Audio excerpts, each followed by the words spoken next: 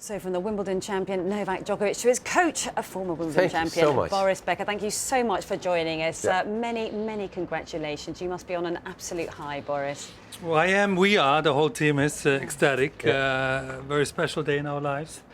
You don't win Wimbledon every day against Roger Federer.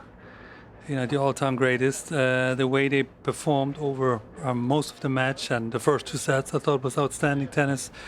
But to go home again with defending the title is very special in my anniversary year.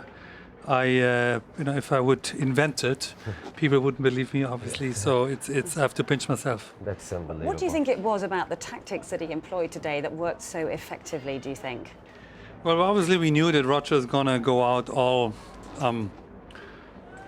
power. He's not going to wait and go for slow baseline rallies. He's going to take his chances from the word go. And he had a break up, 4-2 in the first set. He started the way he finished with Murray. Very aggressive, not giving Novak any time, any rhythm. Served great, and then Novak had his hands full just holding serve.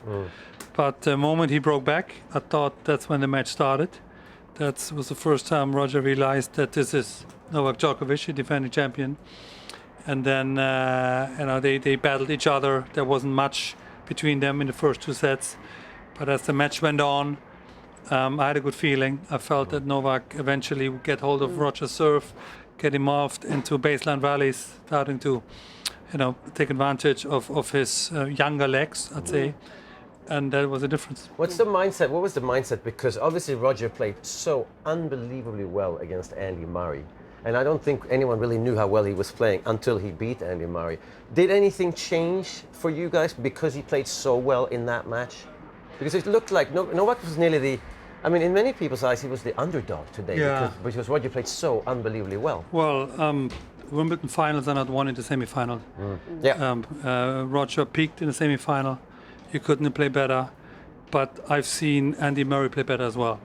So of course you get carried away with the legend. Roger won it 7 times, but I watched the match in Royal Box and I thought Roger's playing great, but I've seen Andy return better in other matches. So I felt that if Novak can get hold of the return, can get Roger involved into baseline rallies, a couple more volleys, just the extra point all the time, eventually he's going to wear him down. Yeah, a few heart-stopping moments in that second set tiebreak, Boris. You must have been living every second of it out there. I've never seen a tiebreak like this live. I was just on top of my seats. My emotions were raw. I'm sure you saw it on television. They were going up and down. I couldn't believe it. 6 set points, and the way the set points were played for both players, just hitting at the ball and not holding back and back and forth and back and forth. And credit to Roger. This guy is just unbelievable. And hopefully for the sport, for Wimbledon, for everybody else, he keeps on playing like this because that's when you get the most exciting matches. That's what the people love. I have to ask you about Novak's forehand.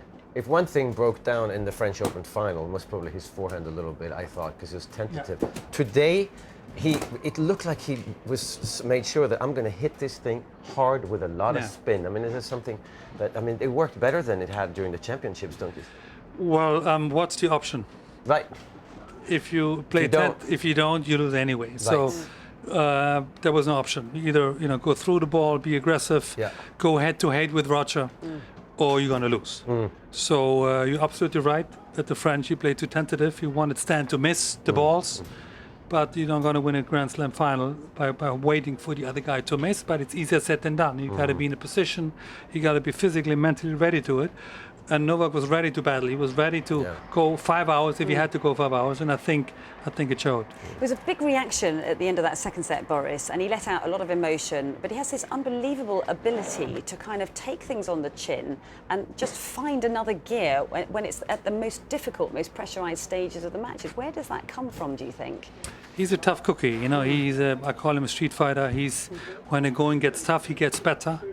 When he bleeds a little bit, he goes forward. I think that's his trademark. It is, because we always expect him to do that, actually, even though you think, wow, he's really mentally kind of beaten up out here. Yeah. I mean, that was a big moment. The crowd were going crazy, and yet he just comes out and he breaks very early in that third set, and again, he just then took his game to another level. But that was the crucial moment of the match, the beginning of the third, when both had break points to one another, and whoever gets his nose in front is leading there, and it just has the momentum on his side. But that's when matches are deciding, and Novak is an experienced player. He understands it, he feels it, he smells it. When you got to go all in, it can't always work, but at least you don't have any regrets afterwards.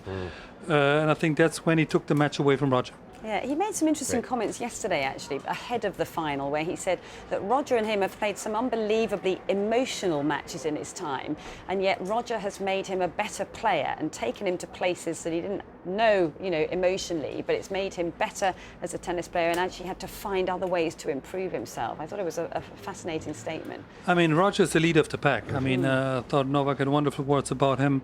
He's so important for tennis. He's so important for all the younger players out there, that what's possible. It's such a long career, and being the same in the final again at 34, and everybody's watching him, what he does. So everybody means Novak, everybody means Rafa, everybody means Andy. They all watch what Roger does, and I think it stimulates the younger generation just to work a bit harder. They don't want to lose to an older player, bottom line. No. So they want to do the extra 10%, and it's because Roger's so good. Yes, we don't want to keep you too long. No. Are you exhausted?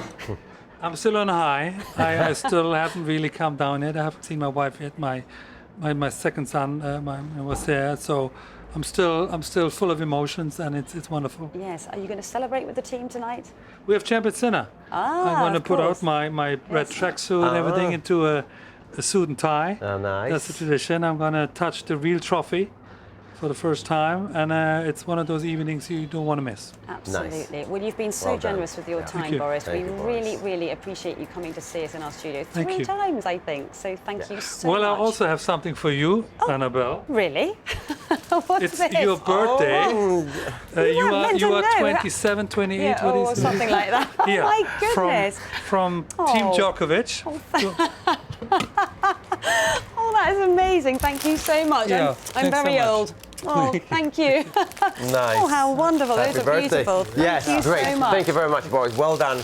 Really well done. We'll see you in New York. Thank you very, very much. Yeah, Enjoy great job, the Boris. celebrations, and thank you for coming. Thank you. Those are wonderful. I'm sure you will. I will definitely enjoy that. You're good.